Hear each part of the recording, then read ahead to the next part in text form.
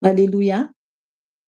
Mbola faly miaraba anareo eran-tany izay menada amin'ny anaran'i Jesosy Tompo anio sabata 15 ny volana febroary 2025. Ry avy amin'ny lalao amin'ny tompo miala tsiny izahay amin'ny fahatarana satria tsy avy aminay fa noho ny tsy fetezan'ny telefônina zany ny zavatra tsy nety kely dia efa intelo teo eo zay zany vao hoe nety zany izy ka isaorana an' Jesosy lehibe satria ny tompo no nanamboatra zany ny amin'ny tsy fetezany tamin'ny telefônina. Tsy hoe koa ny telefônina no simba fa ilay fidirana amin'ilay en direct zany noho ny zavatra tsy mety zany ny amin'ilay sary dia tsy maintsy zany namboarina dia ny tompo namany olana ka voninahitra ho an' Jesosy satria ho tanteraka ihany ny fitaovam-bakantsika anio voninahitra ho an' Jesosy dia afaka isika zany hibebaka rehefa avy eo aretin' hibebahana eorina fibebahana isika dia raisy ny zokerika zany ny amin'ny ten'Andriamanitra fampaherezana zany dia ampiantso anao koa zany izy hiantso anao koa zany izy andraisanao an' Jesosy tompo sy mpamonjy ny fiainanao raha ohatra mbola tsy nandray an' Jesosy ianao. Amen. Ry havana tiantsika ny tompo ary mahagaga ny fahalebiazany. Alohan'izay aloha dia hivavaka aloha isika satria noho ny fahalebiazan'ny tompo no ahafahantsika mivavaka toy izao fa tsy noho ny herintsika olombelona ka hivavaka isika hisaotra an' Jesosy ny amin'ny araka hoe misaorana Andriamanitra izy no nahazo rehetra izao ka hisaotra anazy isika izy no mandamina izy no miaro izy no mikarakara antsika ka hivavaka isika tompoko aoka ianao hiomana mihitsy ara-panahy rehefa miaraka aminay menada eto fa eto ny fanahy masina engany ny tompo hanatrika antsika ihany iko aoka tsy verimaina foana ny fahatongavanao mivavaka toy izao eto ary hivavaka isika tompo. Jesosy malala misaotra anao izay araka ny hira teo raha eo dia misaotra anao zay Andriamanitra satria anao nanao izao rehetra izao. Ianao ny tompon'ny lanitra sy ny tany izay rehetra eo aminy Andriamanitra tany ambanin'ny tany Andriamanitra dia anao avokoa izay rehetra hita na ny tsy hita ray malala ka makasitraka feno ny amin'ny nanamboaranao indray ny telefônina ahafahanay miditra toy izao tompo miara-mivavaka izay eran-tany Jesosy eo. Naiza no misy anay tompo malala dia oka ianao hanatrika izao fotoana izao mba tena ho voninahitra nareo ihany Jesosy malala. Tompo malala kasio ny tsiraray avy misandrata tompo ampibebao izay tsiraray avy Jesosy eo ny amin'ny tsy famendrehanay ka mangataka anao fanahy masina hitady lalànanay eto. Oka ianao no hiteny amin'ny alalanay menada Aoka koa anao nampibebaka anay tsiraray avy eran-tany Tompo malala ary aoka Tompo tsy ho mpiaino fotsiny ihany izay fa tena ho mpiaino mpakatoa tokoa ary tena ankatoanao Jesosy io mba ho tafiditra ny lanitra izahay. Ny voninahitra ho anao Jesosy satria ianao lay masina, ianao irery ihany lay Tompo ny Tompo sy mpanjaka ny mpanjaka. Ka misandrata Jesosy io, ka aoka ianao no hiteny aminay, aoka ianao no hanamboatra anay, ka misaotra ray malala Aleluia. Amen. Amen. Ry hava malala amin'ny Tompo ny tenin'Andriamanitra zany izay nomeny fanahy masina zany teo ny amin'ny ibebahantsika dia eo amin'ny jauna voalohany. Jauna voalohany toko 2, andiny 2:12 ka hatramin'ny 4:20. Azafady hatramin'ny 7:20. Jauna voalohany toko 2, andiny 2:12 ka hatramin'ny 7:20. Io zany no nomeny fanahy masina teo zany no ny nangataka taminy zany ny amin'ny teny izay tiany zany ibebahantsika an'io. Dia misy verset anankiray zany ao amin'ny bokon'ny Timoty voalohany zany ho raisintsika ihany koa zany fa ny toko 5 dia ny 4:20 ihany. Ho vakiantsika le jauna voalohany toko 2, andiny 2:12 ka hatramin'ny 7:20. Dia mangataka aminao tena hiaino tsara mihitsy ny tenin'Andriamanitra ohatra sendra hoe tsisy baiboly eo aminao. Vakiko ny teny amin'ny anaran'i Jesosy Tompo. Ny titra ato amin'ny baiboly koa dia hoe ny fanatrehana an'izao tontolo izao sy ny antikristy. Andiny 2:20. Manoratra aminareo zanaka aho satria voavela ny helokareo noho ny anarany. Manoratra aminareo ray aho satria efa mahalala ilay hatramin'ny voalohany ianareo. Manoratra aminareo zatovo aho satria efa naharesy ilay ratsy ianareo. Nanoratra taminareo ankizy madinika aho satria efa mahalala ny ray ianareo. Nanoratra taminareo ray aho satria efa nahalala ilay hatramin'ny voalohany ianareo. Nanoratra taminareo zatovo aho satria mahery ianareo ary mitoetra ao anatinareo ny tenin'Andriamanitra sady efa naharesy ilay ratsy ianareo. Aza tia izao tontolo izao na izay zavatra eo amin'izao tontolo izao. Raha misy olona tia izao tontolo izao dia tsy ao anatiny ny fitiavana ny ray. Fa ny zavatra rehetra eo amin'izao tontolo izao dia ny filany nofo sy ny filany maso ary ny rehaka momba izao fiainana izao dia tsy avy amin'ny ray fa avy amin'izao tontolo izao ihany ary mandalo izao tontolo izao sy ny filany. Fa izay manao ny sitrapon'Andriamanitra no maharitra mandrakizay. Amen. Ajantsika teo ihany. Ry havana ny tenin'Andriamanitra eto dia mazava tsara mihitsy zany ny amin'ny fampitandremany ny tenin'Andriamanitra antsika zany ny amin'ny iovantsika mba tena anaraka ny didin'Andriamanitra mba tsy ho tia izao tontolo izao. Tsy ho tia izao tontolo izao. Ry havana hitantsika tsara ny tenin'Andriamanitra eto fa i Jaona apôstôly no nanoratra ny teny izany. Dia eto zany ny tenin'Andriamanitra dia raha mandinika anareo eto vao ampahafantara fanahy masina, tsara ny fanahy masina, tsara tena lehibe indrindra izy. Za mamaky eo dia misokatra zany fanahy ato anatiko ampahafantara fanahy masina hoe jereva anie le tenin'Andriamanitra 2:20 hoe manoratra aminareo zanaka aho. Manoratra zany hoe manoratra zany amin'ny fotoana izy manoratra zany. Dia midina ao ambanitsika 7:20 dia manoratra aminareo ray aho. Faharoa zay, dia fahatelo hoe manoratra aminareo zatovo aho. Io zao teneny zany hoe ny amin'ny hoe zanaka, dia teneny koa ny amin'ny hoe ray, dia koa teneny koa ny amin'ny hoe zatovo. Dia eo ambany izy 7:20 dia misy hoe nanoratra taminareo ankizy madinika aho. Efa lasa zany. Zany hoe efa nanoratra kosa zany teo aloha zany, efa nanoratra kosa zany iJaona zany teo aloha tamin'ny ankizy madinika. Satria efa mahalala ny ray ianareo. Hoy zany izy dia nanoratra taminareo ray aho satria efa nahalala ilay hatramin'ny voalohany ianareo. Efa nanoratra zany Jaona teo alohany izy manoratra manaraka io zany. Dia andininy 4:20 ihany hoe nanoratra taminareo zatovo aho satria mahery anareo ary mitoetra ao anatinareo ny tenin'Andriamanitra sady efa naharesy ilay ratsy ianareo. Amen. Hatreo aloha. Eto zany raha ohatra ka azontsika tsara ny tenin'Andriamanitra alohantsika hibebaka dia ireo olona nanoratany ijaonina ireo dia mazava tsara fa mahalala an'Andriamanitra. Mahalala ny tompo izany. Izany hoe tsy nanoratra izy amin'ny olona hafa, hoe olona tsy mpino an'Andriamanitra, fa olona mahalala an'Andriamanitra izany nanoratany eto. Satria ho hitantsika tsara ny ten'Andriamanitra rehefa avy eo. Averiko 15 hoe manoratra aminareo zanakao satria voavelany helokareo noho ny anarany. Hitanareo izany? Efa voavelany heloka izy ireo noho ny anarany Jesosy izany. Izany hoe olona efa vita famelan-keloka izany izy ireo.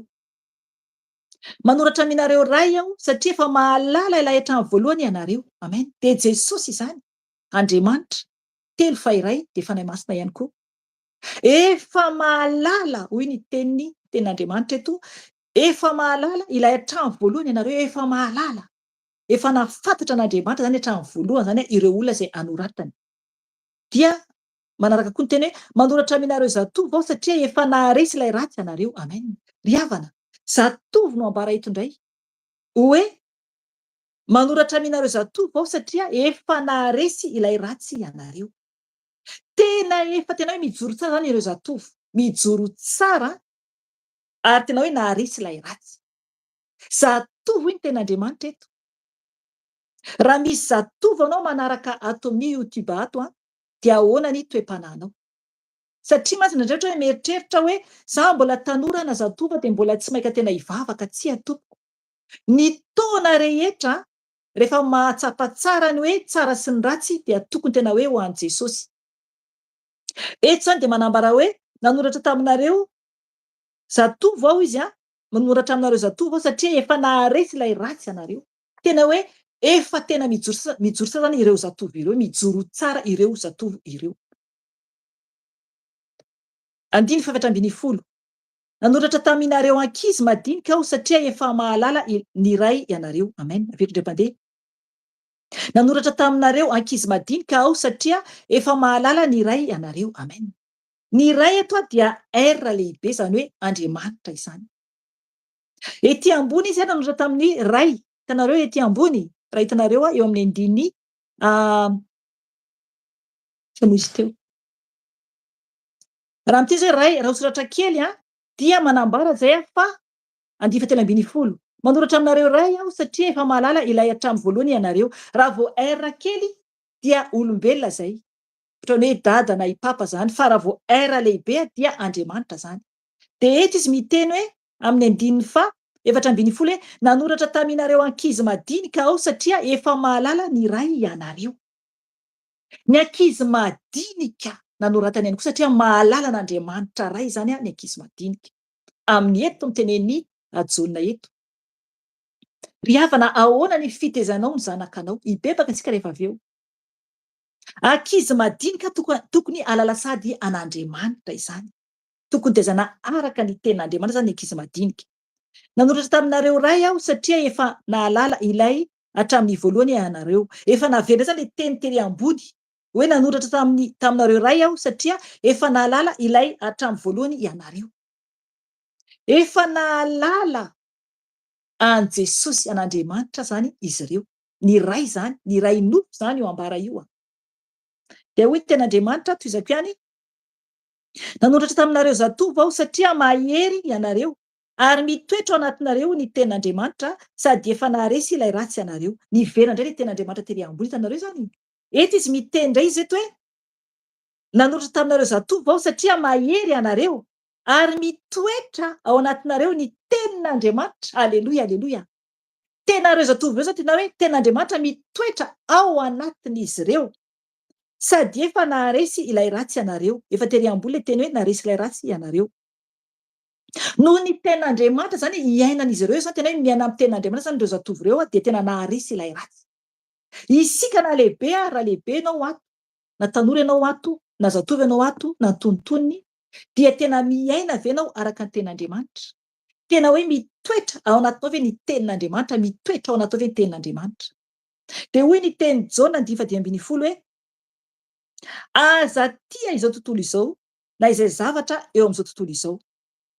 Raha misy olona tia izao tontolo izao dia tsy ao anatiny ny fitiavana ny ray. io efa matetika io miverina foana io ten'Andriamanitra io. Miteny zany Jaona mba tsy ho tia izao tontolo izao zany isika, izao tontolo izao. Inona moa le izao tontolo izao? Inona izao tontolo izao? Tsy zantsika ny ten'Andriamanitra. Fa ny zavatra rehetra eo amin'izao tontolo izao dia ny filany nofo hatreo aloha. Eo amin'izao tontolo izao zavatra rehetra izy rehetra zany rehetra eo amin'izao tontolo izao dia ny filany nofo. Ry havana, ny tenantsika dia mila zavatra foana isika. Filany nofontsika io. Tam'izao tany amin'ny Toby asa efa ianao reo angamba ny toriteny nataoko nisy an'io tenin'Andriamanitra io raha tsy diso aho zay dia efa navoaka amin'ny vidéo zany izy io dia niteny tamin'ny ankizy tao hoe akipino eny masonareo. De nanakipy masona zay rehetra tao eo am-pitoriana teny zany io juska inona ny zavatra hitanareo? De hoe tsisy. Zay le hoe fanahy zany zavatra tsy hita maso. Raha vao miratra ny masontsika de le zao tontolo zao. Toska ahirato indray ny maso.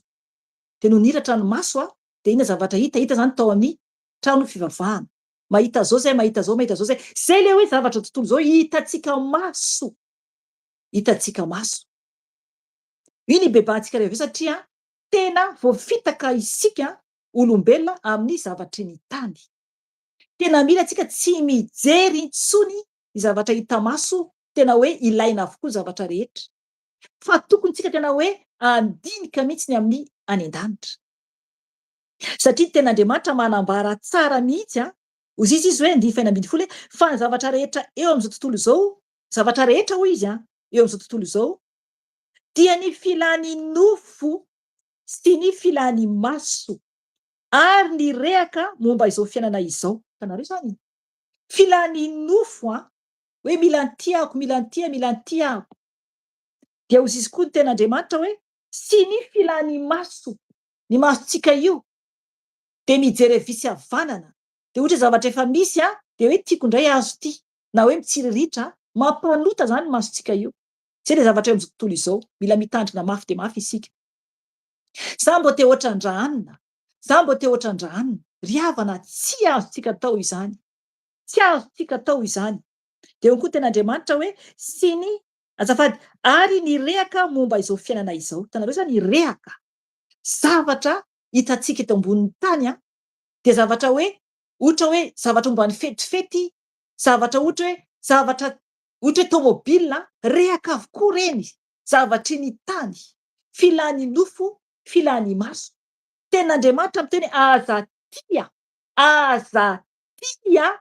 izao tontolo izao.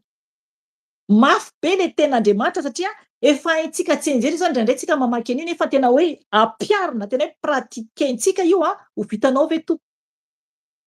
Hibebaka isika rehefa avy eo. Tena hoe mila zany tsika tena matsapatsara mihitsy fa zao tontolo izao ity de ho lasa, ho levona ary tsy hisy intsony.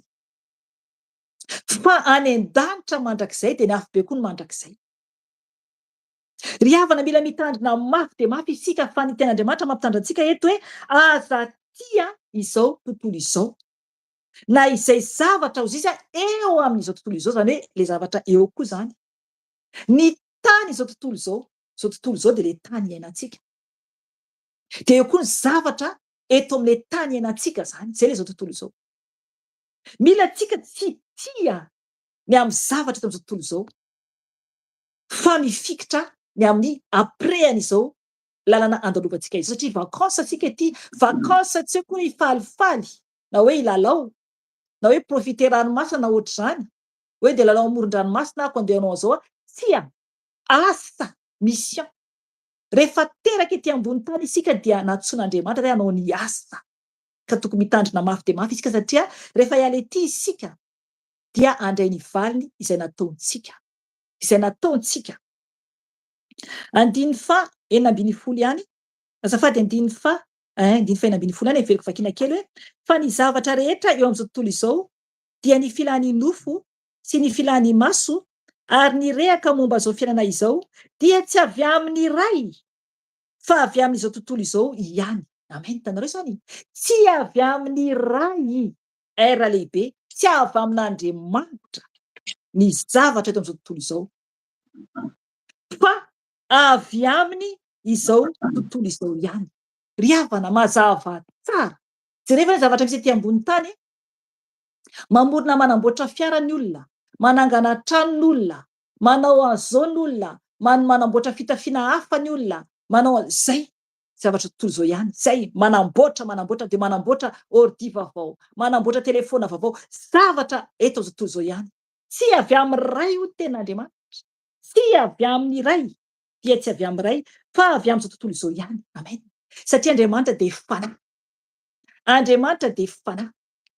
Ary tokony tena hoe am'fanahy isika no miaina. Aleloia. Tokony tena hoe ara-panahy. Tokony hoe vatana mandehandeha fotsiny tsika fa tena fanahintsika foana no miaina. Tokony izay mihitsy tsika 24/24. Ry havana mihitsy tsika tena hoe mijoro tsara. Andiva fito ambin'ny folo farany.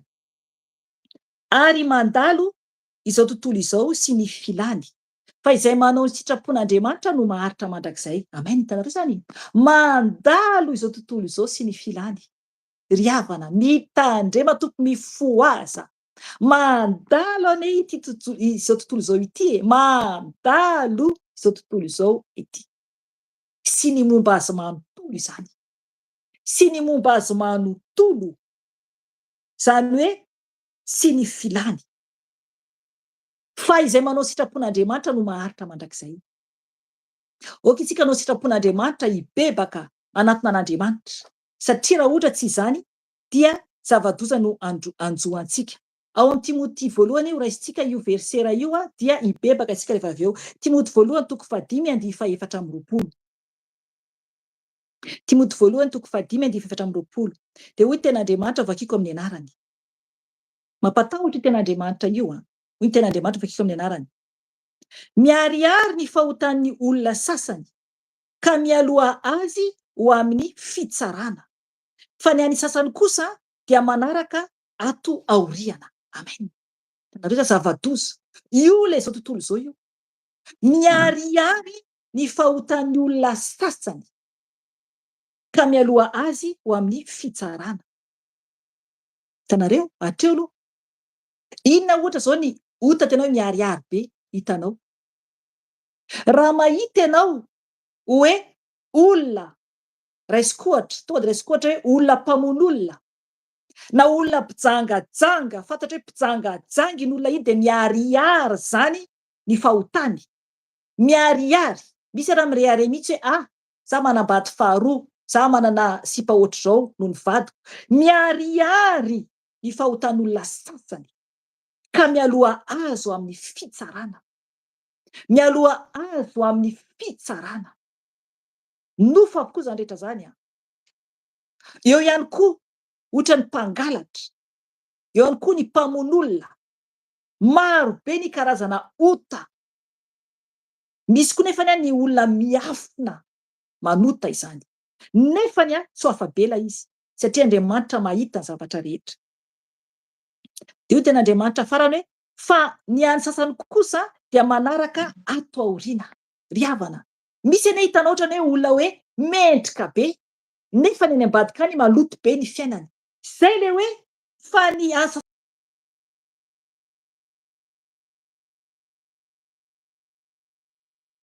Ry havana, mila mitandrina mafy isika, hibebaka isika zao.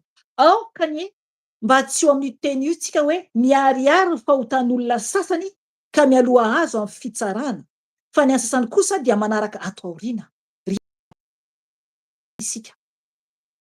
Na hoe hitanao hoe manota be eo na hitanao hoe avy aoriana no ny hitanao manaraka anao. Fa tsy maintsy handalo fitsarana isika rehefa hiala ety. Tonga tena baka. Inona zavatra fikirinao eto amin'ity tany ity, na de hoe ny ankonanao fotsiny ara io, na ny vadinao, na ny zanakanao na namanao, na ny reninao, na ny rainao, niza io raha fikirinao eto amin'ity tany ity dia efa zao tontolo zao izany. Zao tontolo zao izany.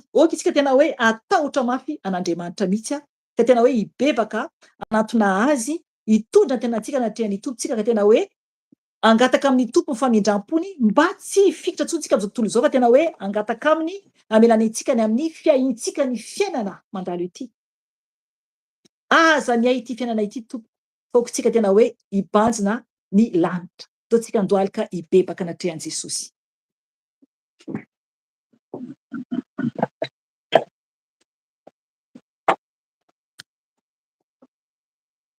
Jesosy malala o, indreto izay Jesosy a, mandohalika eo anatreha seza fiandriananao. Tompo malala o, tonga taminay ny teny an'io Jesosy o, fa hoe aza tia izao tontolo izao sy zavatra eto am'izao tontolo izao. Tompo malala o, impiry izahay no miasa loha amin'ny zavatra tiana ety ambonin'ny tany. Jesosy o, na dia ny vadinay sy ny ankonanay fotsiny ara Jesosy. Tompo mamindra fo aminay. Mifona aminao aho Jesosy. Mifona aminao Tompo satria tsy mendrika aho. Tsy mendrika aho Jesosy o. Mamela anay ianao Jesosy. Oka ianao ianao anay tsiraray avy zay hibebaka an'io Jesosy malala o. Na oviana Tompo ny olonao mibebaka aminao. Tompo malala mifona zay Jesosy o. Mifona ny amy zavatra zay tianay Jesosy eto am'ty tany ity. Tompo malala o. Ianao efa niteny Jesosy o. Fa aza ty zao tontolo izao, sy zavatra eto am'zao tontolo izao. Fa mandalo ihany. Tompo, eny mandalo tokoa izahay. Ary mbola hialy ety. Ka ity aho Jesosy o, mandohalika anatrehanao. Indreto zay Tompo malala o, miantso anao Jesosy. Tompo eno ny vavakay tsiraray avy. Mangataka ny famindramponao. Mangataka ny famelanao. Amboatra Jesosy malala o. Diovy ny fisainanay tsiraray avy mba tsy fikitra amin'ny tany. Satria Tompo, araka ny teninao ihany koa, fa ny lanitra tsy ny tany ho levona, fa ny teninao dia tsy mba ho levona. Ka mifona Jesosy o, mamindra fo aminay, mamela ny elokay. Diovy Jesosy amin'ny ranao soa izay. Diovy Tompo amin'ny ranao soa izay. Sasao Jesosy amin'ny ranao soa, ny fisainanay tsiraray avy. Tompo malala mamindra fo aminay. Mamindra fo aminay Jesosy o. Sasao amin'ny ranao izay. Sasao amin'ny ranao Tompo ny fisainanay. Sasao amin'ny ranao Tompo ny fisainanay Jesosy o. Mba tsy herikerika am'zao tontolo izao ity Tompo malala o.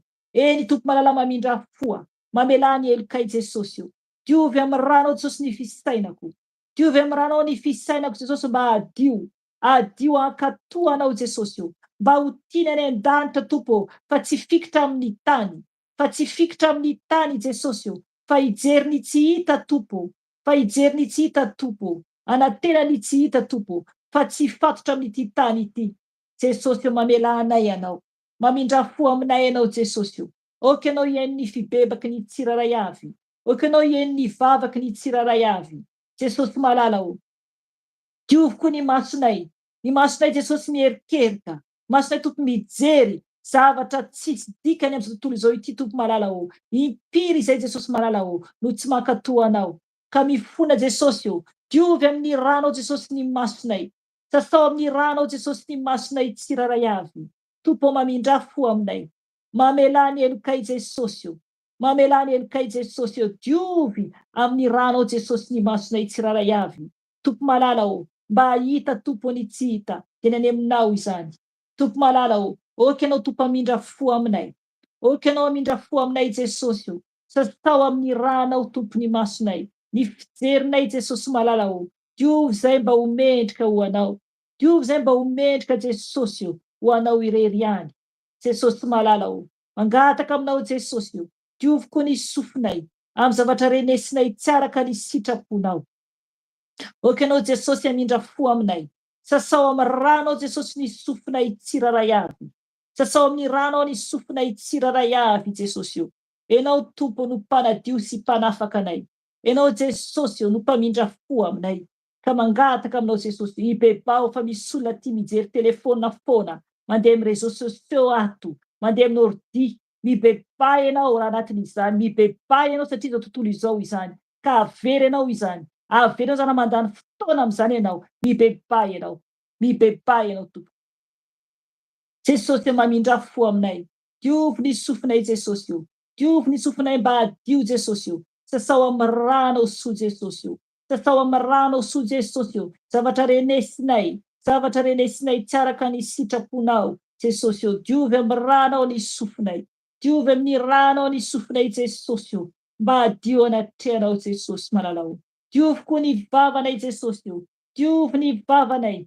Diovy ny vavanay amin'ny ranao soa. Ny lelanay amin'ny ranao soa Jesosy io. Mba tsy teny fitaka. Mba tsy teniteny foana. Diovy amin'ny ranao Jesosy ny vavanay.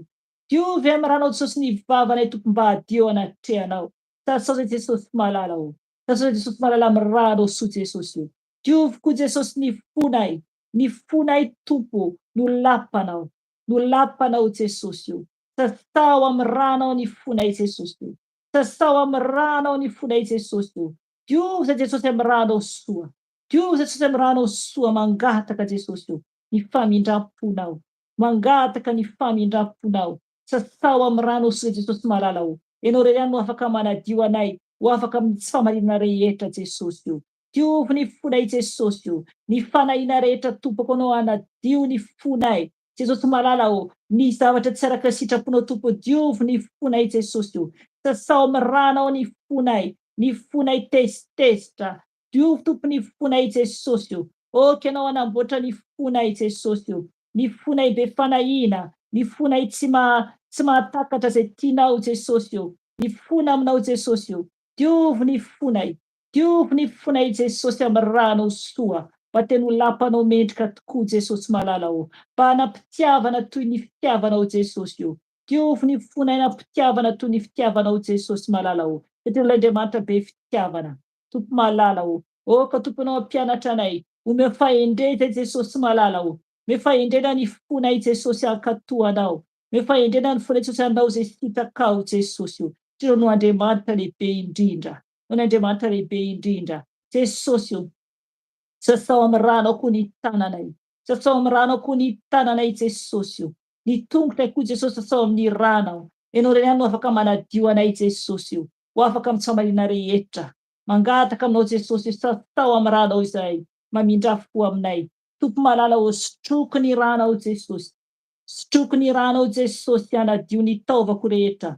Anadio ny taovako rehetra. Sotroky ny ranao Jesosy io. Anadio ny taovako. Tompo malala ny ranao Jesosy io. Ny ranao tompo andoro tompo. Zay tsy anao anatin'ny tenako.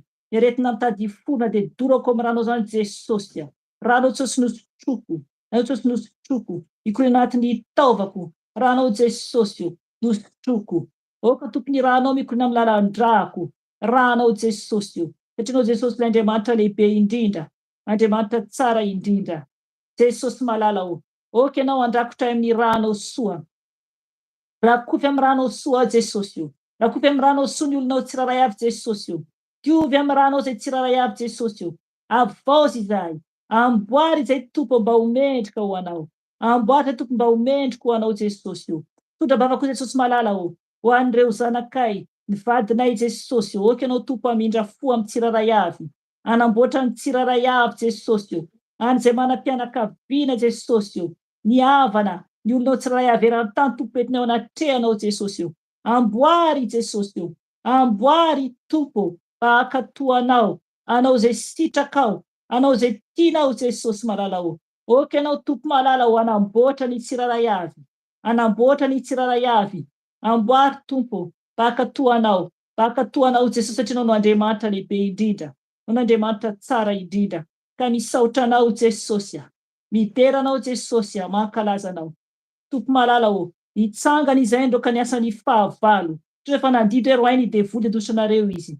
Ka hitsanga zay tompo malala andray ny hery sy ny fahefana avy aminao Jesosy io. Tino tompo no afaka mandoro sy mandrava ny fahavalo.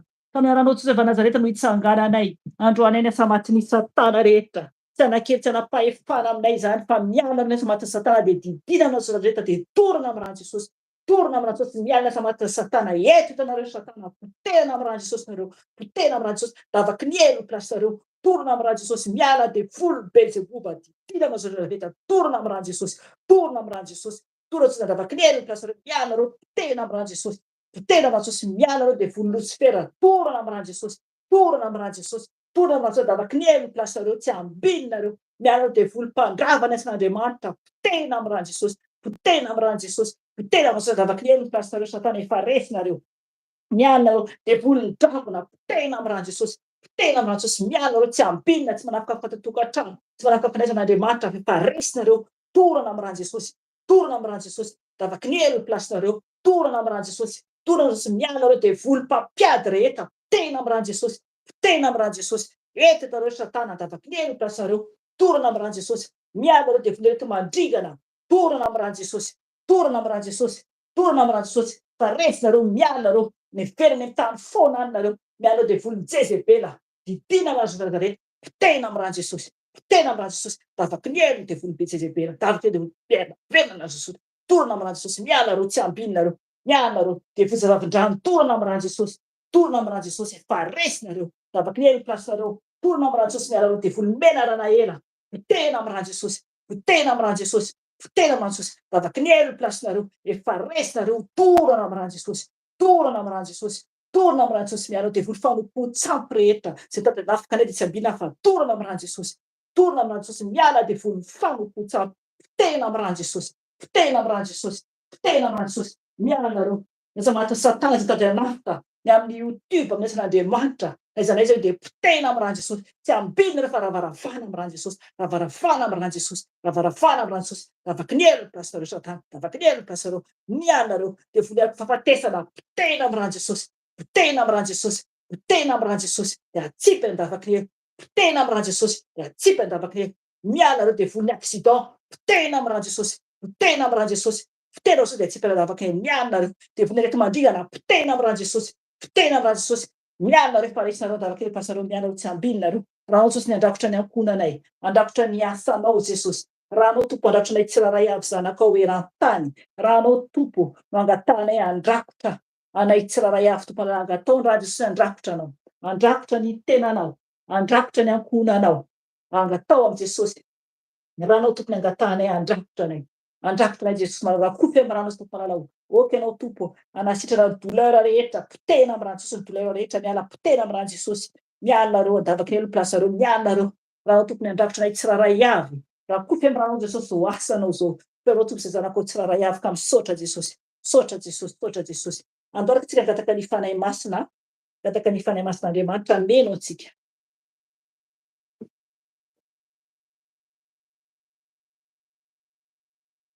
Fanay masina olo. Misaotra makasitraka anao. Satria ianao ihany koa no miasa mandravarava ny fahavalo. Ka misaotra fanay masina lehibe indrindra olo. Misaotra Jesosy, misaotra ny amin'ny fitiavanao, misaotra ny amin'ny nanafanao anay tsirairay avy. Misaotra ny amin'ny nandoroanao ny fahavalo rehetra. Misaotra Jesosy, nanapitenao koa ny rehetra mandingana rehetra. Misaotra Jesosy, misaotra anao. Misaotra anao fanay masina lehibe indrindra. Indreto izay mangataka anao fanay masina fenoy anao izay. Fenoy anao izay fanay masina o. Fenoy anao mitafitafy izay fa mila anao fanay masina. Oky anao ameno anay fanay masina iray. Oky anao ameno anay. Oky anao ameno anay. Fenoy anao izay fanay masina iray. Mila anao fantatra izay. Mila anao fantatra izay fanay masina o. Fenoy anao izay. Fenoy anao zanakao tsirairay averan-tany mba hahery. Tafiny hery faherezanao fanay masina o. Mila anao izay. Fanay fitin'Andriamanitra o. Mila anao izay. Fenoy anao izay. Oky anao ameno anay fanay ny faherezana. Fanay ny fahazavan-tsaina. Eny Tompo, fenoy anao izay fanay masina. Fenoy anao izay fanay masina. Ianao ilay fanay iray. Fenoy anao izay fanay masina, mila anao fantatra izay. Ianao no aoka hanjaka ao anatinay. Ianao no aoka hitarika anay. Vavaka ihany koa ao Jesosy io. Ny amin'ny ten'Andriamanitra izay hoentin'ny mpanomponao. Oky anao ampiteny azy fanay masina. Oky anao hitari-dalàna azy fanay masina ny teny izay hoe ianao ny teny. Anao ny teny fanay masina ka oky anao ny ampiteny azy. Ka misaotra anao fanay masina. Ka izay tianao ihany no voambara amin'ny alalan'ny mpanomponao. Ka misaotra fanay masina malala. Misaotra Jesosy Tompo. Mankasitraka feno anao. Mankasitraka feno anao. Ny voninahitra dia ho anao rery ihany. Aleluia, aleluia. Amen.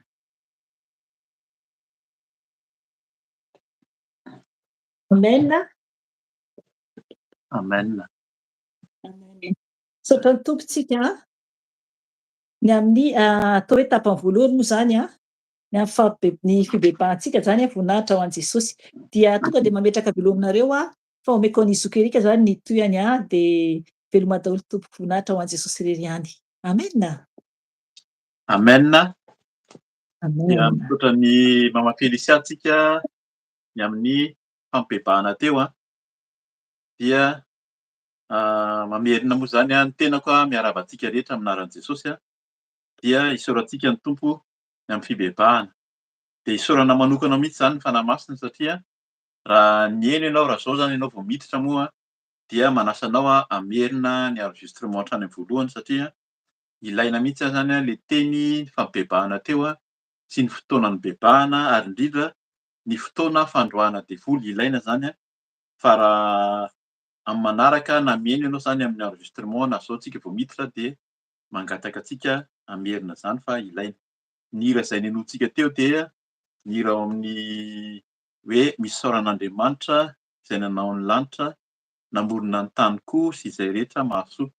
Tena misaotra ny tompontsika fa zany no ho ambarantsika eto zany androany ny amin'ny fahefan'Andriamanitra, ny herin'Andriamanitra amin'izao tontolo izao izy arak'ilay teny teo ary indrindra izy namorona izao tontolo izao. Dia voakitsika aloha zany ny tenin'Andriamanitra alohan'ny hizarantsika sy hivavaka fotsika avy eo ametrahantsika ny teny dia vakitsika ny tenin'Andriamanitra ao amin'ny Salamo 120. Ny bokin'ny Salamo 120 no vakiana amin'ny anaran'i Jesosy zany vakitsika izy manontolo zany andininy 1:10 izy ato amin'ny anaran'i Jesosy ny bokin'ny Salamo ny lohateny eto amiko dia hoe ny tompo no momba antsika. Amin'ny anaran'i Jesosy ho an'ny mpiventy hira nataon'ny Korahita alamota tononkira. Andriamanitra no fialofana sy hery ho antsika.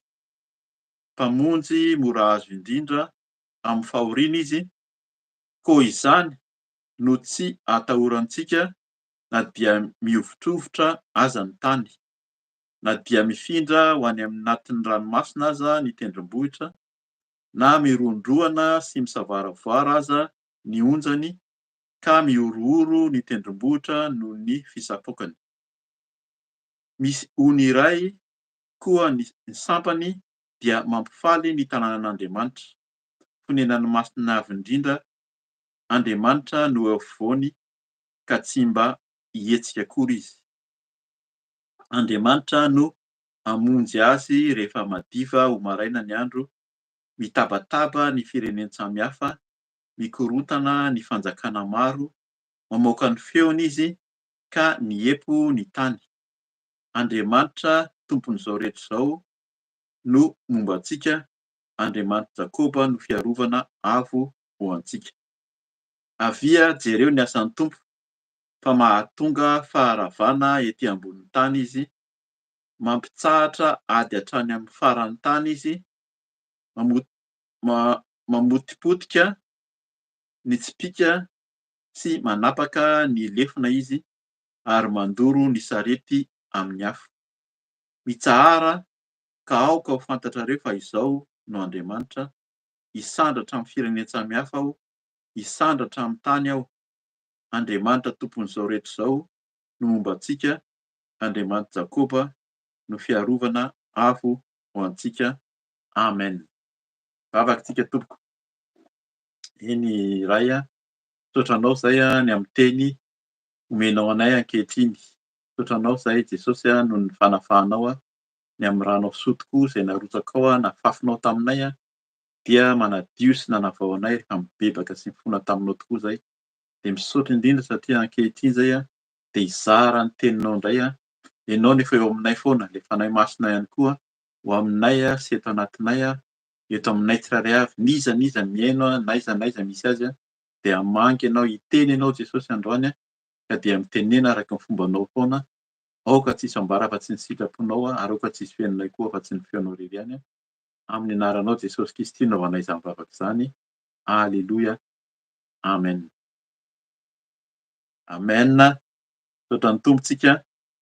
Dia efa araky ny fampaherezana teo ary averinay matetika moa zany izay mianadahy dia tsy mifampiteny hoe inona ny teny hozaraina na inona ny teny hifampibebahana fa Ny tompo no mandahatra zany ka dia soratsika fa na ny hira arak'ilay teny teo dia efa manambara sady hoe Andriamanitra dia rao ny voninahiny fa azy zao rehetra zao, izy no nahary ny lanitra sy ny tany. Eto zany ny Salamo 119 dia araky ny hitantsika koa hoe salamo ho an'ny mpiventy-hira nataon'ny Koraïta. Ity zany sady fampianarana fo antsika ny ankabeazan'ny salamo, ny hira zany, hira ny salamo araky ny fantatsika dia Davida nanao anazy, misy koa nataon'ny Solomona, misy nataon'ny Asafa. Asafa dia mpitondra ohatran'ny hoe karazana mpitondra mpitarika ny mpihira tao amin'ny tempoly fa ito dia ny Koraïta indray nanao anazy. Ny Koraïta dia ireo olona mpikarakara ny tempoly zany, olona miasa tao anatin'ny tempolin'Andriamanitra tao koa zany izy tany Jerosalema, dia nidiran'Andriamanitra izy namoron-kira koa. Midika zany fa tsika tsirairay avy dia mihaino tompo fanomezam-pahasoavana. Davida no tena nanao ny hira matetika satria izy tena naseho ny voninahitran'Andriamanitra fa ireo Koraïta zany izay niasa tao amin'ny tempolin'Andriamanitra koa dia nahita ny voninahitran'Andriamanitra mihitsy hoe nametraka amin'ny fiainany teo anatrehan'Andriamanitra araky ny fandinihana moa zany dia tamin'ny fotoana na ny enjehana na hoe tonga ny Siriana zany hoe Asiriana napotika ny Jerosalema zany dia nametraka ny finoany tamin'Andriamanitra sy ny fahatokisany amin'Andriamanitra ny Koraïta. Zany hoe miara-miasa zany n'iza n'iza. Tsy hoe apetraka amin'ny Davida, Davida no mpanjaka tamin'izany dia hoe apetraka amin'ny Davida irery ihany ny fiderana sy ny fametrahana ny fiainana eo anatrehan'Andriamanitra, na apetraka amin'ireo mpaminany, na apetraka amin'ireo mpanompon'Andriamanitra, fa ny olona rehetrarehetra dia tena hoe nanana andraikitra, tompon'andraikitra eo anatrehan'Andriamanitra zany nambara teo zany tamin'ny tenin'Andriamanitra ny bebana hoe manoratra ho an'ny ankizy, manoratra ho an'ny lehibe, manoratra ho an'ny zatovo, tompon'andraikitra daholo zany tsirairay avy eo amin'ny fanarahana ny tompo, ary arak'ilay teny teo koa dia ho tsaraina araky ny asany ny tsirairay avy zany. Ka dia mampahery antsika tsy salasala amin'ny fanatonana an'Andriamanitra zany sy fandraisana anjara amin'ny fanompona. Andininy vakiko zany amin'ny anaran'i Jesosy hoe Andriamanitra no fialofana sy hery ho antsika mpamonjy mora azo indrindra amin'ny fahoriana izy. Zay zany aloha vakitsika voalohany hoe iza ilay Andriamanitra dia napetrany eto hoe fialofana. Voalohany indrindra zany aloha amin'ny tenin'Andriamanitra eto dia fialofana. Raha ohatra hoe fakafakana moa zany no atao hoe fialofana dia mety hoe lava be ny andraisantsika anazy fa ny fialofana fantatsika voalohany indrindra dia ny trano. Hoe rehefa avy ny orana na misy fialofana koa eny amin'ny hazo ary amin'izao fotoana izao raha ohatra hoe avy be ny orana dia manahirana ihany mialoka aminy satria mety ho tratran'ny varatra ianao. Fa ny tena fialofana tena tsara dia trano. Zay zany mila hoe iza ny tena mitady an'Andriamanitra dia ny trano, tena trano tena hoe misy fialofana tsara amin'ny fanarahana ny tompo dia ny hoe tempoly araky ny resahantsika teo izay nialofan'ny Koraïta zany dia ny tempoly. Amin'izao dia fampianarana antsika fa ny tempoly izay tena hoe inona ny tena tempoly dia ny tenantsika.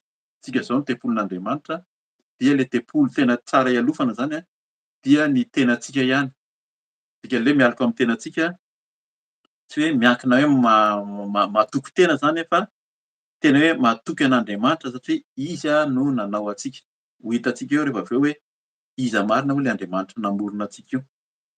Fa mila matoky zany an'Andriamanitra, mialoka amin'Andriamanitra, tsy mialoka amin'ny tenantsika arak'ilay hoe tempoly teo zany antsika ny tempolin'Andriamanitra fa miankina rehefa hoe tempolin'Andriamanitra dia masina sy tanteraka eo anatrehan'Andriamanitra zay mahatonga antsika hoe mibebaka foana. Raha tsy mibebaka tsika, raha tsy tsara sy madio anatrehan'Andriamanitra dia ohatran'ny hoe matoky tena ihany. Fa mila tena hoe miafina eo anatrehan'Andriamanitra zany dia izay ilay hoe Andriamanitra no fialofana voalohany indrindra ho antsika dia izy koa no hery ho antsika. Tsy manana hery tsika, tsika zany raha vao mieritreritra hoe tsika no tena matanjaka, tsika no tena manan-kery dia ho reraka vetivety. Hitantsika ohatra tena mazava mihitsy amin'izao fotoana izao. Ataoko angambany hoe tsy mahamenatra ny tantara zany. Ny anankiray dia ny ohatra izay misy aty Eropa moa zany any Ukraine. Ukraine zany tanàna ngeza be anie zany ary firenena matanjaka tena hoe firenena lehibe manana fahefana be mihitsy zany amin'ny fanamboarana harena, manana ino moa izy teo hoe olona maro manam-pahaizana fa tonga ny Rosiana zay eo akaikiny eo koa zany mihevitra anazy koa hoe matanjaka de tonga hamono fotsiny. Tena hoe mamono zay faritra eo akaikin'ny faritrany eo zany de mamono potika mihitsy le tanàna tsisy raisiny. Fantatsika zany fa rehefa tonga zany ny lehibe na matanjaka noho isika dia tena tsisy raisiny ary mangataka fanampiana amin'ny Eoropeanina, mangataka fanampiana amin'ny Amerikanina fa miezaka ihany ireo manome fiadiana fa tsy mahasehatra an'le Rusiana zany de betsaka misy maty. Raha ny vaovao eno zany raha manaraka vaovao ianao dia isan'andro zany ny filazan'zareo anazy zany isan'andro ny miaramila maty amin'ny Rusiana 250,000 ary ny amin'ny Ukrainiana 600 eo zany. Isan'andro zany hatramin'ny nanomboa miady. Zany hoe hevero amin'izany hoe firy ny olona maty noho ilay ady ataon'le heverina hoe lehibe zany. Satria ireo olona ny maty anie iza ny maty fa ny majinika ny olona maty de ny miaramila alefa miady any amin'ny an'ady any dia reny ny tena maty. Fa le olona tompon'ny hevitra arỳ ambadika arỳ dia reo mipetrapetraka fotsiny izy. Azo lazaina amin'izany satria izy maniraka. Ka eo mila manakana ny fiainantsika amin'Andriamanitra tsika. Izy hozy izy Andriamanitra ny fialovana voalohany indrindra ary izy no hery ho antsika. Tsika zany raha vao kely de tsy manan-kely de anisan'ilay irahana fotsiny miady amin'ny ho faty. Misy fampianarana zay mahatsiaro eto zany mampatsivana kely ihany fa misy fampianarana zay tamin'ny mbola tanora zay de misy mpampianatra zay miteny tenin'Andriamanitra. Rehefa samy miaramila ihany hozy izy de aleo commando. Inona ny dikan'izany ny commando hozy izy tsy matimaty fotsiny. Fa le miaramila tsotra de alefa any amin'ny eny ampototry ny rehetrarehetra ho maty reny aloha alefa voalohany fa ny commando hozy izy efa nianatra ady manokana manana traikefa fahaizana miady reo tsy matimaty fotsiny zany fa tena matanjaka zany. Ny tiana lazaina amin'izany hoe rehefa miaraka amin'i Jesosy mba tena le commando mihitsy mba tsy le olona reraka foana zany andana le hoe araka le teny teo hoe araky ny fampiarezana teo tamin'ny fahabebahana hoe mijery ny filan'ny nofo ny amin'ny filan'ny maso manaraka ny filanan'izao tontolo izao zany hany ka mora resy mora kivy de reny le maty. Ny Satana de zay ny tadiavin'ny Satana ary ny Satana de zay mihitsy ohatran'ny liona hozy izy. Liona mikasa mametraka eo am-baravarany fotsika ny liona. Inona ny tena enjehan'ny liona rehefa manenjika ny biby izy eny amin'ny anaty ala de zay marefo na le biby mbola voateraka na ny mararirary zay taratara ty aoriana ty zay no enjehan'ny liona de reny zany no hohaniny. Ka eto zany de efa manasa antsika sady hoe Andriamanitra no hery antsika tena te hanana hery miaraka amin'Andriamanitra tsika aoka tsika mba hatanjaka araka le teny teo tahaka ny commando fa tsy ho reraka variana amin'ny filahany aty amin'izao tontolo izao filan'ny maso izy sy ny filan'ny nofo ka vetivety de ny Satana no mamotrika atsika satria tahaka ny liona raha reraka tsika de tsika no resy voalohany. Raha matanjaka tsika ka mibebaka araka le fanasana natao teo rehefa tena voavela heloka ianao mibebaka tena mahatsiaro tena voavela heloka de samy mijoro samy mitsangana zay mahatonga an'le hoe ndao tsika hitsangana amin'izay ary handroaka ny asan'ny devoly. Ny devoly no fahavalo voalohany indrindra ary io devoly io no edivan'ny kristianina zany. Ety amin'izao tontolo izao no miady ny tany, miady ny harena araka le teny teo miady ny fiara, miady ny vola aman-karena fa ny antsika dia ny fanjakan'ny lanitra zany no edivantsika. Ka tsika rehefa tena hiditra amin'ny fanjakan'ny lanitra io dia Satana tsy manaiky an'io. Tiany foana tsika miarakaraka amin'ny eny foana fa rehefa tena vonona hiaraka amin'i Jesosy ianao handray an'i Jesosy ho tompo sy mpamonjy dia tsy manaiky izy fa mila mijoro zany tsika mba tsy le ho resy fa tena hoe araka le teny teo zany mba tena commando amin'i Jesosy tsika ka de hijoro hatramin'ny farany. Zay mahatonga an'izy hoe mila manankina ny fiainantsika amin'Andriamanitra, izy ny fialofana, izy no hery ho antsika. De hanambola ny teneniny koa hoe mpamonjy mora azo. Raha te ho voavonjy ianao zany dia atolorin'i Jesosy ny fiainanao. Aza mieritreritra hoe hamonjy ny tenantsika irery ihany. Arak'ilay teny teo fa amin'izao fotoana izao ary dia araky ny teniko teo tsy mahamenatra ny teny an'izany satria tena mikorotandrotana mihitsy zany zao ny zavatra misy aty amin'izao tontolo izao. Zao natao hoe andro farany fa le Eoropeanina nivelona matanjaka teo aloha fa ataon'ny olona tsinitsinina mihitsy zany fa tonga de miteny ny Amerikanina zay tsy mila anareo fa tonga de mifanaraka izay sy ny Rosia ary amboarinay ny any amin'ny Ukraine. Tsy miera aminareo intsony zay nefa reo no niaraka taminy teo mandefa fiadiana, mandefa miaramila, manofana ohatr'izao. Tsy niraharaha iny zareo koa rehefa samy matanjaka izy de zavatra hafa ny zavatra ataony. Dia zay zany mila hametraka ny fiainantsika amin'Andriamanitra, izy ny mpamonjy mora azo. Mora azo indrindra raha ao anatin'ny faharerahany tsika zao raha ao anatin'ny faharerahany ianao raha mbola tsy nandray an'i Jesosy ianao mora azo izy. Aza mangata-kandro fa androany de raisy Jesosy ho tombo sy mpamonjy. Mora azo izy mora azo indrindra amin'ny fahoriana. Zao tena feno mihitsy zany ny fahoriana amin'izao fotoana izao. Ny fahoriana ho an'ny olona izay manolo tena ho an'ny tompo de ny devoly arak'ilay teny teo tsy kely lalana fa mitady hevitra mihitsy hanapotika antsika. Raha ao anatin'izany fahoriana izany tsika dia angataon'ny tompo fa izy hiaro antsika.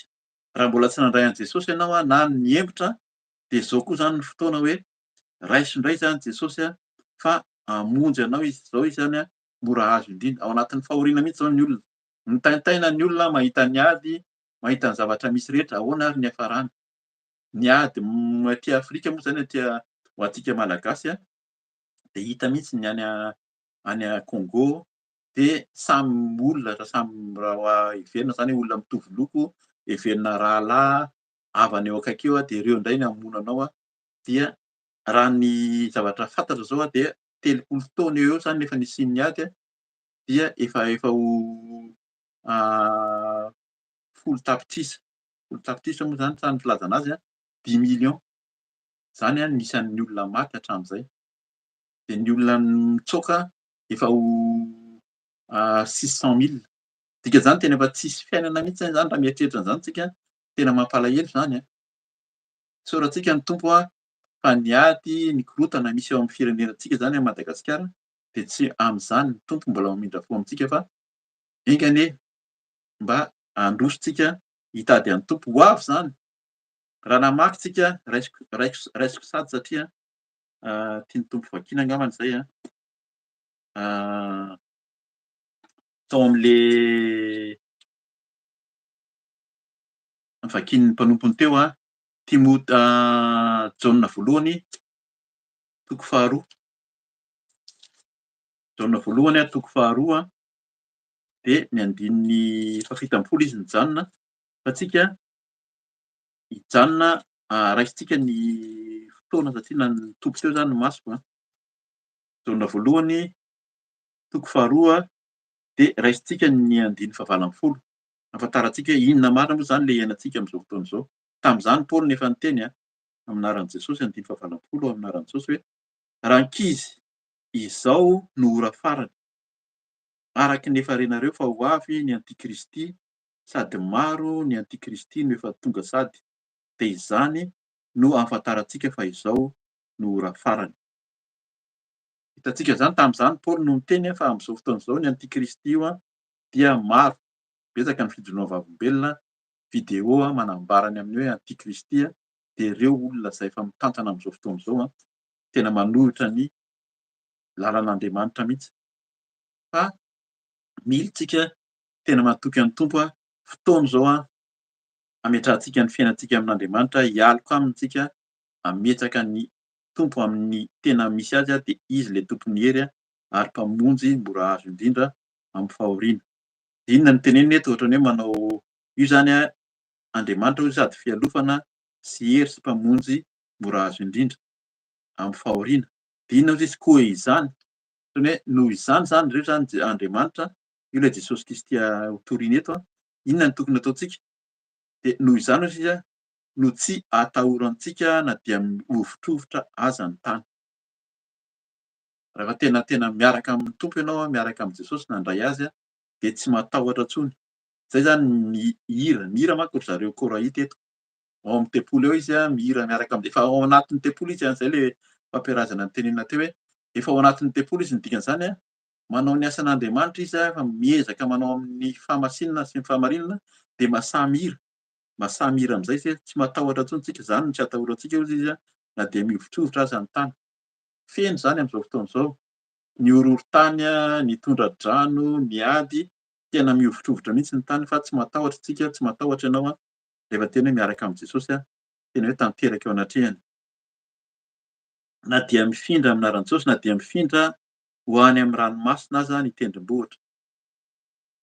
Tena zavatra misy zany amin'izao fotoana izao. Taloha zany dia ohatran'ny hoe mipetraka tsara ny tany fa amin'izao mihotsakotraka mihitsy ny tany amin'izao.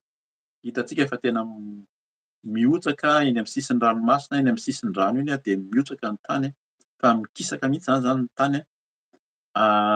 Misy koa ary satria moa zany raha mijery vaovao ianao matetika na mahafantatra ny zava-misy dia betsaka efa manomboka be dia be mihitsy zany mitresaka ny tany amin'izao fotoana izao, mivaha ny tany dia manomboka milatsaka any anaty raha sendra fotoana andalovanao ao no mivaha ny tany. Dikan'izany mivaha zany tena hoe misokatra hatramin'ny 10 metra, 20 metra, hatramin'ny mihoatra an'izany ary tonga dia milatsaka any ambany any fotsiny zay mandalo eo, na fiara io, na trano io, na olona io, na tany io ka zany no tena hoe zavatra misy zany. Fa nefa na tena miaraka amin'ny tompontsika dia hoy izy hoe zany no tsy atahorantsika na mifindra ao amin'ny ranomasina aza ny tendrombohitra. 7 amin'ny anaran'i Jesosy na mirondroana sy misambaravara aza ny onjany ka miorohoro ny tendrombohitra noho ny fisafokany. Zavatra miseho zany ny tsunami, ny tondra-drano, ny cyclone, ny tempête. Zavatra tena miseho mihitsy zany amin'izao fotoana izao fa mila zany tsika mametraka ny tompo amin'ny fiainantsika araka ilay hira teo hoe izy no Andriamanitra nanao ny lanitra sy ny tany hozy izy. Ka tokony mila matoky zany tsika ny amin'izay. 4 amin'ny anaran'i Jesosy misy ony iray koa ny sampany dia mampifaly ny tanànan'Andriamanitra fonenany masony avy indrindra. Eto tsy hamaky tsika fa ny amin'ny Apokalipsy ihany efa miteny an'izany izy hoe ao zany Andriamanitra sy ny zanany mipetraka amin'ny seza fiandrianana dia manomboka eo amin'ny any le Jerosalema vaovao any an-danitra any dia any no misy ony mivoaka eo dia eto dia manambara izany koa fa tamin'izany dia nitiany zareo tenenina satria Koraity eto no mitantara dia tany Jerosalema zareo tamin'izany. Io Jerosalema io zany raha fantatsika, azontsika fantarina koa moa zany Jerosalema dia tsy misy renirano mandalo eo. Ny reniranon'ny Jordana dia alohan'ny andalovanao Jerosalema ao fa tsy mandalo anatiny. Zany hoe Jerosalema io tsy misy zavatra azony aterana zany momba an'izany hoe rano zany.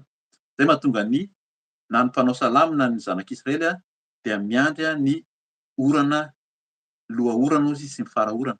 Miandry zany ny orana izay alefan'Andriamanitra ry zareo. Raha tsy misy orana alefan'Andriamanitra dia tsy misy vokatra ao Jerosalema ao. Raha fantatsika tsara ny tantara matetika rehefa tsisy orana alefan'Andriamanitra satria mihodina amin'Andriamanitra ny zanak'Israely dia maina ao. Dia iny zareo fa lasa mandeha mikisaka makany Ezipta, mandeha mifindra ny toerana firenena hafa. Na tamin'i Jesosy ary nisy an'izany hoe lasa mifindra zareo satria maina ny tany. Rehefa misy maina ny tany dia misy mosary zany tamin'ny andron'ny Josefa izay nitantana any Ezipta dia nanao an'izany koa zany ny taranak'i Jakoba. Vakitsika moa zany satria Jakoba eto resahany eto koa avy eo fa zay zany hoe tsy misy renirano ao fa ny Andriamanitra, ny tanàn'Andriamanitra hozy izy no mampifaly azy. Zany hoe Andriamanitra maniraka ny rano, lohaorana sy farahorana. Dikan'izay na dia heverintsika hoe maina tsy nitsinona ny fiainantsika rehefa tena mitoky amin'Andriamanitra tsika dia izy no mikarakara antsika, manome ny sahaza.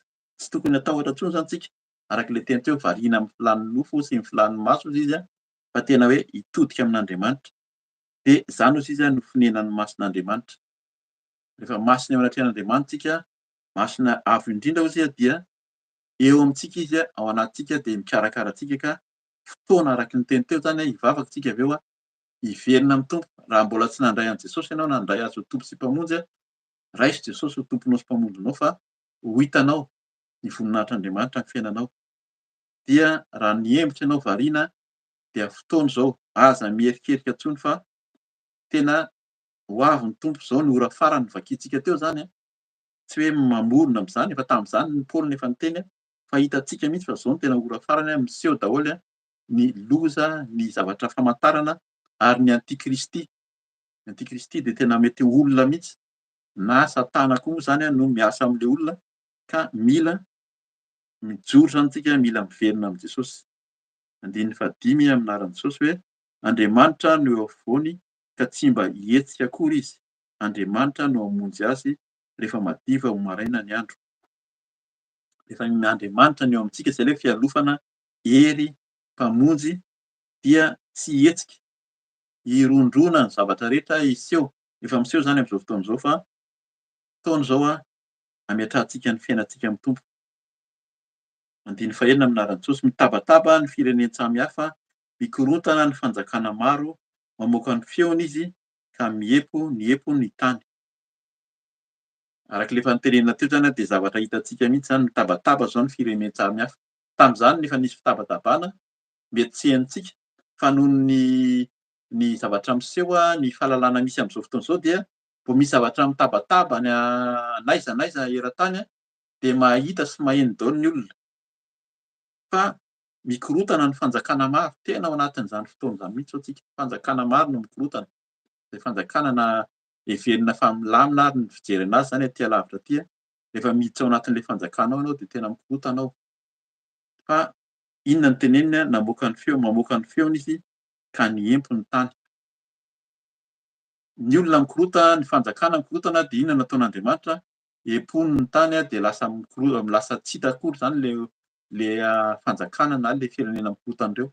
Mahagaga ny fomba hitenenany azy eto a, fa raha ny tena teneniny eto zany a dia tsy miditra am'le adin'ny olona izy, adim-panjakana na ny ady toerana, fa ny ataony tonga de empony ny tany a dia samy miepo ao anatiny ao ny olona rehetrarehetra zany amin'ny ady.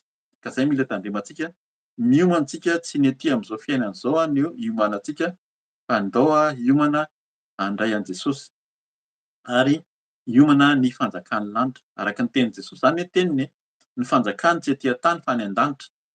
Ary izy a, maro ny zanak'Israely rehefa manao fahagagana izy a, na tao amin'ny tempoly a, na tany amin'ny toerana maro, dia raha vao manao fahagagana de tia mihitsy hozy izy, tia Jesosy tia mihitsy a, no tena raisintsika de ny sambonin zareo ndao ito no ataontsika ho mpanjakantsika na ho filohantsika. Fa Jesosy a, miala tao Jesosy a de tsy hita. Tsy amin'ny fanjakany aty amin'izao tontolo izao Jesosy fa any an-danitra any ny fanjakany. Zay mahatonga anazy hoe na de nanolotra ny tenany hatramin'ny fahafatesana ary, vitany a naniraka anjely, naniraka miaramila hiady, fa nanaiky izy a hanolotra ny tenany hatramin'ny fahafatesana de nihazo fijaliana satria te hamonjy antsika izy a hiditra ny fanjakan'ny lanitra zay any an-danitra. Zay a no tiany Tompo atao zany a, dia amin'ny anaran'i Jesosy Andriamanitra no hamonjy azy rehefa madiva ho maraina ny andro. Zany hoe aiky ain'Andriamanitra, dika zany madiva ho maraina zany a, ny alina zany mafimafy any, samy misahirana any ny alina satria rehefa alina tsy hita hoe aiza no hitadiavana famonjena, maizina ao fa rehefa hadiva maraina tonga kay ny Tompo. Mila maharitra isika. Raha mandalo alina isika zao, mandalo fahasahiranana, fahoriana dia ho avy, tsy ho ela ilay maraina fa Andriamanitra hiaraka amintsika. Akaiky hikarakara antsika de ny dikan'izany hoe hadiva maraina hamonjy antsika. Rehefa hadiva maraina ny dikan'izany a, maraim-baovao indray zany a de feno fifaliana araka ny tenin' Jesosy any amin'ny Matthieu toko fahaenina hoe fa ampy ho an'ny andro hozy izy a ny ratsy izay miseho ao aminy. Aza manahy amin'izao tontolo izao, aza manahy ianareo hozy izy a, fa ampy ho an'ny andro izay ratsy miseho ao aminy. Ka zay a mila mahatoky ny Tompo hatramin'ny farany tsika fa ny zavatra hitantsika androany a dia ho lasa fa tsika dia hiaina vaovao zany a.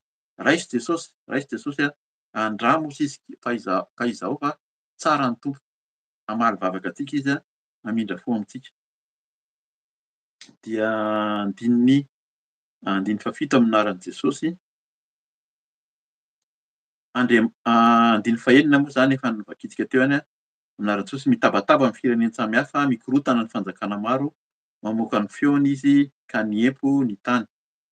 Andriamanitra tompon'izao rehetra izao no momba antsika, Andriamanitra Jakôba no fiarovana avo ho antsika. Zay zany izy mazava mihitsy, izy le tompon'izao rehetra izao. Io rehefa miteny hebreo dia le Andriamanitra tompon'izao rehetra izao io no atao le hoe Elohim. Ndraindray ianao maheno zany inona moa zany, indray zany fiteny zany tsy hoe fiteny vaovao zany fa zay mihitsy ny anaran'Andriamanitra.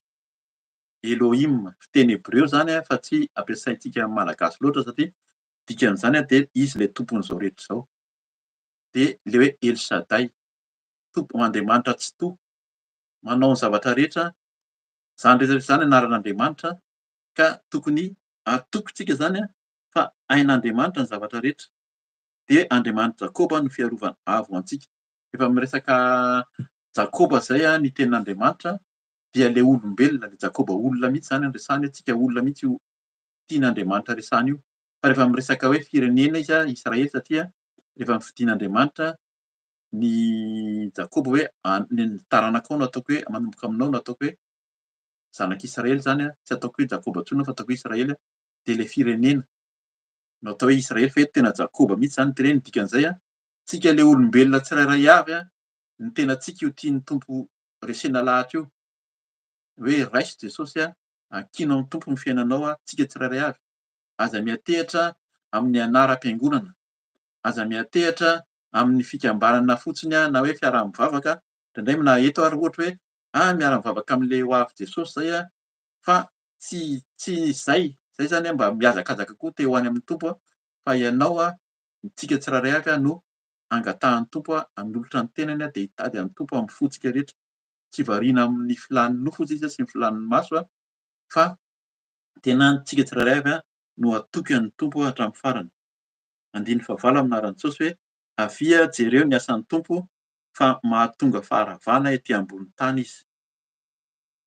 Zay zany hoe mila manasa anao mihitsy ny tompo hoe ndao jereo fa ho hitanao fa mahagaga io tompo io. Faharavana ianao zany tsika tsirairay avy mahita araka ilay teny teo tena ravahan'ny tompo io. Tsika mieritreritra hoe ny olona mandrava anazy fa ny tompo koa mahay mandrava, na dia izy mety mieritreritra hoe matanjaka sy mahay ny zavatra rehetra fa rehefa ho avy ny tompo dia ho rava.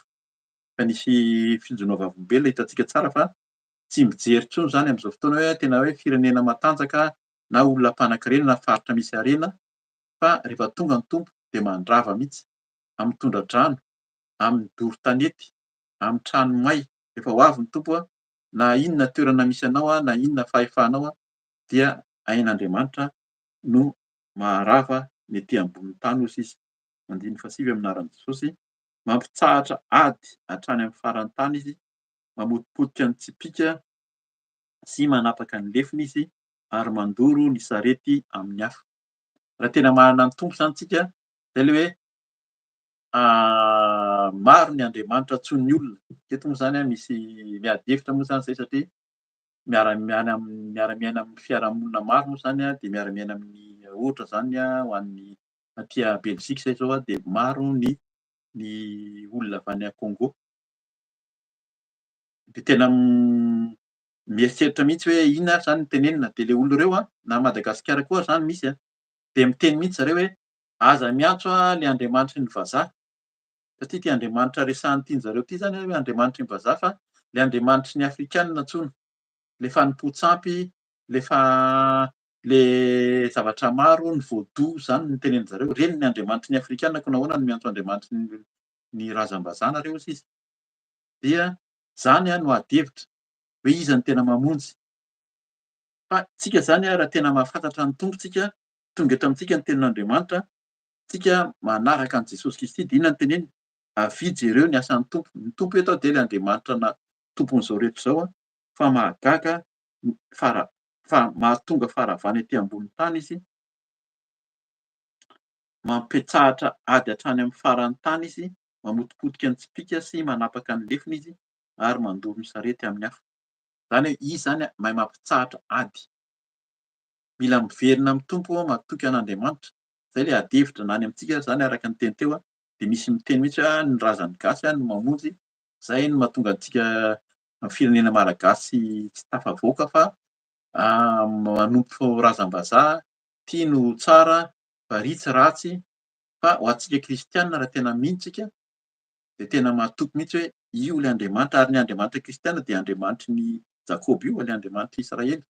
Izy no mifidy, ilay Andriamanitra Israely, Andriamanitra nifidy an'i Abrahama, Isaka sy Jakoba, ilay Andriamanitra Jesosy Kristy izay mifidy azy tao anatin'ny Israely, io ilay Andriamanitra ivavahantsika. Io Andriamanitra nahary ny lanitra sy ny tany any amin'ny Genesis toko voalohany ihany no manambara an'izany, ary amafisiny mihitsy zany ao amin'ny Jaona voalohany. Filazantsara ny Jaona voalohany dia miteny mihitsy hoe tamin'ny voalohany Andriamanitra nanao ny lanitra sy ny tany, ary ny teny tao amin'Andriamanitra, ny teny tonga nofo, teny dia ilay Jesosy Kristy, izy ny anton'izao rehetra izao. Zany hoe mila mahatoky an'ity ilay Andriamanitra ity zany tsika, fa raha mierikerika betsaka amin'ny fampierikerena araka ilay teny teo ilay antikristy. Aty misy an'Andriamanitra aty, ity ny tena izy, ny anay ny tena mety. Zao indray zany ny fanao amin'izao fotoana izao, aty tsy mety ilay anareo hatramin'izay, fa tadiavo, fantaro tsara iza ilay Andriamanitra ivavahantsika. Na amin'ny toerana misy antsika ary amin'ny fiangonana, fiaraha-bavaka misy anao, ka hitanao fa tsy mitory ny fahamarinana, tsy mitory ny fahamasinana, tsy miteny ny olona mivantana mihitsy hoe tandremo ny filan'ny maso, tandremo ny filan'ny nofo, dia mila mieritreritra ianao. Ary raha tsy mitory ny amin'ny hoe ho avy Jesosy, efa akaiky izao Jesosy, izao no ora farany, fa ilay olona variana mitory, aty no misy ny fitahiana, aty no misy ny fahatsara, dia mila mitandrina tsika. Fa izao tena araka ny teny eto dia tena mampiorohoro, mampatahotra, fa izy Andriamanitra mahay mampitsahatra, mandoro, mampiepy ny ady zany na ny fiadiana ary ka engany antsika atoky ny tompo amin'ny teniny. Fa ny tenin'Andriamanitra ozy izy dia tsy miova, omaly sy anio ary mandrakizay. Andiny fahafolo amin'ny anaran'i Jesosy. Mitsahara ka aoka ho fantatrareo fa izao no Andriamanitra. Hisandratra amin'ny firenena samihafa aho, hisandratra amin'ny tany aho. Eto zany dia tena miteny mihitsy amin'ny teny frantsay, mety mahazatra antsika malagasy dia hoe arrête.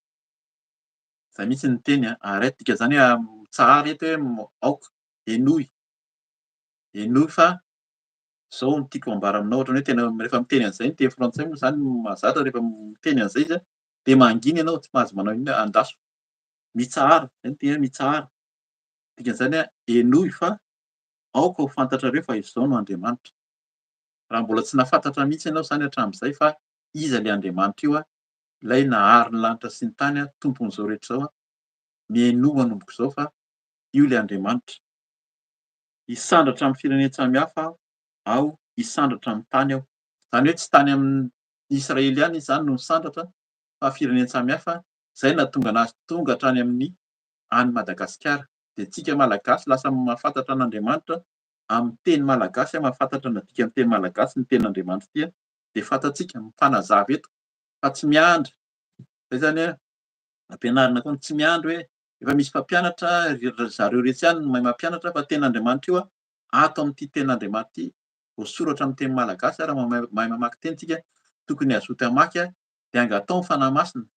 Fa rehefa mangatsaka ny fanahy masina dia azavainy mihitsy io tenin'Andriamanitra io fa tsy miandry, satria rehefa ny olona no asainao mamaky na manambara dia izay tiany hambara aminao no ambarany aminao. Fa angatao ny fanahy masina, eo aminareo mandrakariva izy, ao anatinareo izy, dia hazava aminao ny tenin'Andriamanitra, tsy matahotra intsony ianao.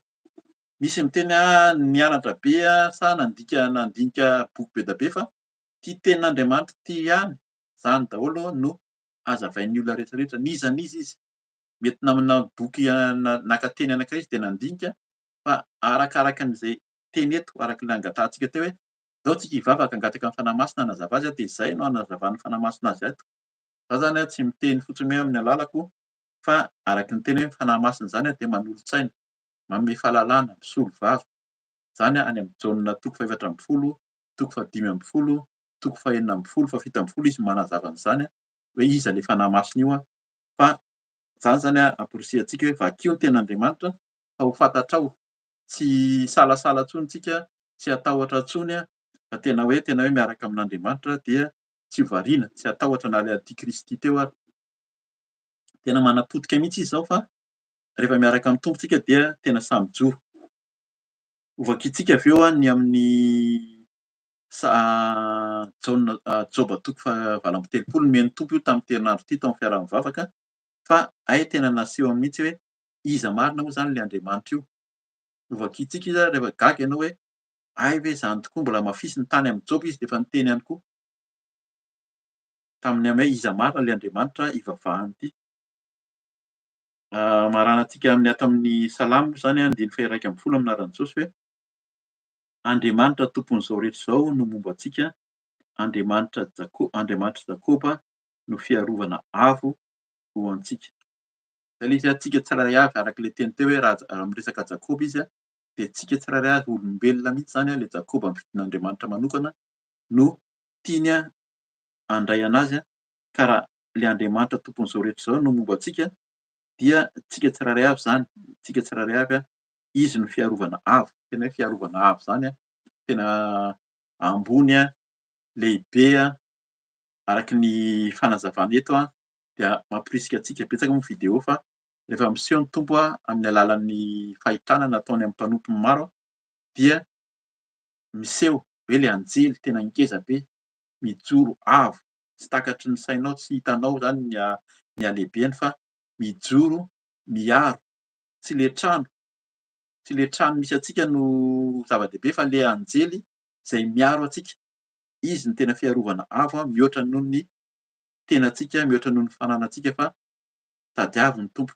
Katsao izy fa ho hitanao ny voninahitr'Andriamanitra amin'ny fiainanao de voakitsika ny Joba 7:20 alohan'ny ivavahantsika zany raha mbola tsy nandray an'i Jesosy ianao de fotoana zao, raiso izy fa ho hitanao ny fahalehibiazany.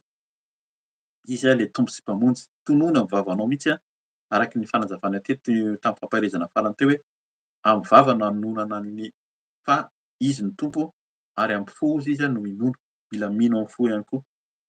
Any amin'ny Rômanina zany 10. Dia ny vakitsika zany ny Joba 7:30 ny 1:1 ka hatramin'ny 7:10 ny vakitsika dia mety tsy hazavaintsika fa enoy tsara ary vakio matetika any aminao zany mampirisika anao hamaky hamerina mba ho fantatrao hoe iza marina moa zany le Andriamanitra ivavahantsika ity fa na i Joba zay tena marina sy tanteraka teo an'Andriamanitra ary teo anatrehan'Andriamanitra ary dia tena notenenin'ny Tompo mihitsy arak'le teny teo hoe mitsahara, mangina, enoy aho. Vakina ny tenin'Andriamanitra amin'ny anaran'i Jesosy amin'ny lohateniny eto amiko eto zany de miditra an-tsehatra ny Tompo. Tompo 7:30 1:1 amin'ny anaran'i Jesosy. Avy tao anatin'ny tafio-drivotra ny Tompo no namaly an'i Joba hoe iza moa izato manao izay ahamaizina ny fisainana amin'ny teny tsy misy fahalalana, misikina ary tahaka ny lehilahy fa hanadina anao aho kavanio.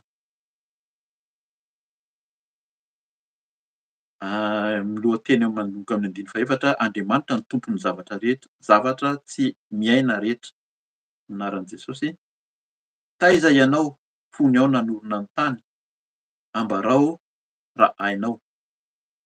Iza ary no nandidy izay horefiny raha fantatrao, ary iza no nanenjana ny kofehy handrefesana teo aminy.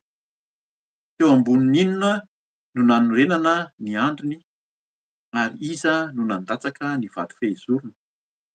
Raha niara-ny hira ny kitany maraina, ary nioby avokoa ireo zanak'Andriamanitra. Iza no nanao ny varavarana misakana ny ranomasina, raha nibosesika nivoaka avy tany am-boaka izy. Raha nanao ny rahona ho fitafiany aho, ary ny Ezipito ho fonony, ary nandidy ny hofetrany sady nanisy hidy varavarana. Ka niteny hoe hatreto no azonao handrosoana ka tsy hihoatra azy. Ary eto no hijanonana no ampijanonana azafady, ary eto no ampijanonana ny fisafokany onjanao. 1:12 amin'ny anaran'i Jesosy. Hatrizay ny ainanao moa mba efa nandidy ny maraina va ianao? efa notoroanao ny fitoerany va nifosaky ny andro mba andraisany ny sisy tany ka akopakopany hiala ny ratsy fanahy. Fanontaniana maro, zay no tiako hoe raha mbola hamaky zany tsika manontolo amin'io Joba 7:30 koa dia hisy fanontaniana ao satria Joba zany nieritreritra hoe marina sy tanteraka teo an'Andriamanitra fa rehefa tena tompo no miteny amintsika dia mila matoky azy. Any amin'ny Salamy enina amby efapolo teo dia mila mandray an'ny tompo ny Andriamanitra tompon'izao rehetra izao ho fialofana, ho hery ary ho mpamonjy antsika fa mora azy izy ary amin'ny fahoriana. Raha ao anatin'ny fahoriana ianao zao raha mieritreritra ianao fa tena sahirana amin'ny fomba samihafa, amin'ny endriny samihafa, maro ny fahoriana izay mianjady amin'ny olona, de fotoana zao andraisana an'i Jesosy hivavaka tsika, hamarana antsika amin'ny fotoana de ao anatin'izay koa ny vavaka fanoloran-tena raha mbola tsy nandray an'i Jesosy ianao afaka manaraka ny vavaka zany ary raha miemotra variana amin'izao fiainana izao ny amin'ny filàn'ny nofo, ny filàn'ny maso etỳ amin'izao tontolo izao araka ny fampaherezana teo dia fotoana hiverenantsika amin'ny tompo fa hain'Andriamanitra ny zavatra rehetra ary tena fiarovana avo ho antsika ilay Andriamanitra tompon'izao rehetra izao. Hivavaka isika tompo.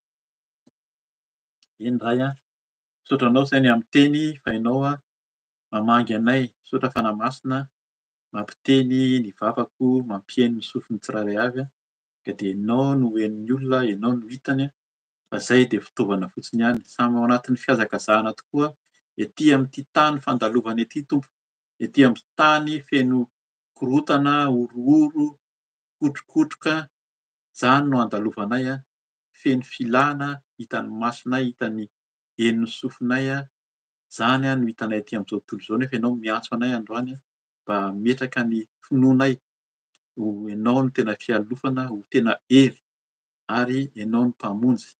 Eny tompo raha misy androany mihaino izao teny izao handray anao tompo sy mpamonjy Jesosy dia aoka izy hanaika amin'ny vavany tsy hino amin'ny fony tokoa fa ianao ilay tompo sy mpamonjy.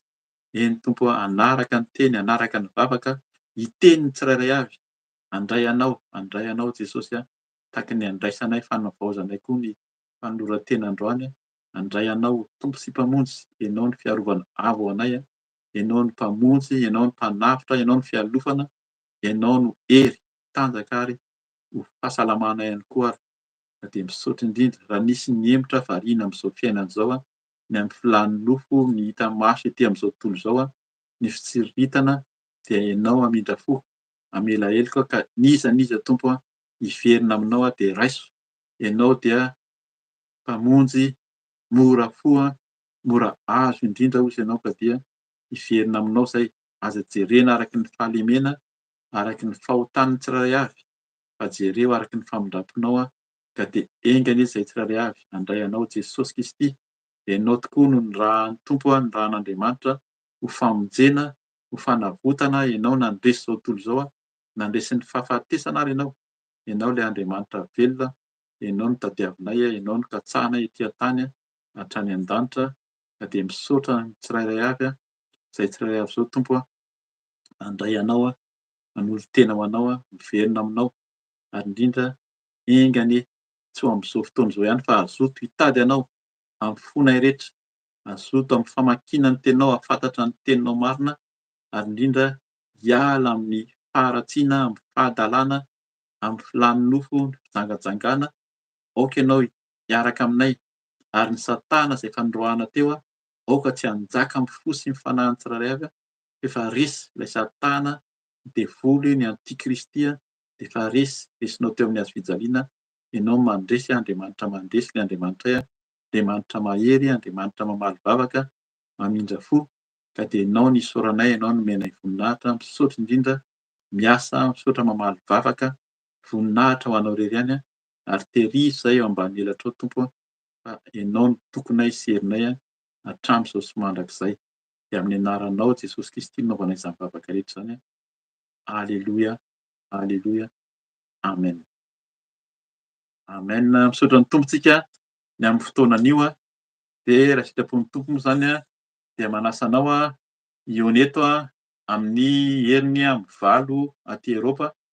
Araka ny teo zany nisy fahatsarana kely noho ny tsy fihetezana teo amin'ny fampitana ny vaovao zany ka dia mampahery anao haharitra hatramin'ny farany ary hiaraka eto tsika hiazakazaka amin'ny fitadiavana ny tompo zany dia manao velomanao izay mianadahy amin'ny anaran'i Jesosy Kristy. Alleloia. Amen.